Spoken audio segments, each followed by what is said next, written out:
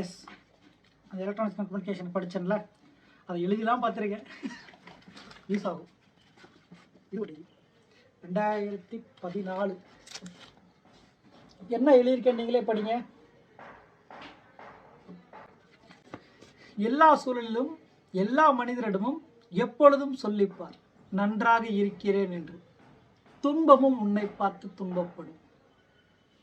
நான் தான் எழுதியிருக்கேன். சமல்ல, 2014 எழுதிருக்கேன்.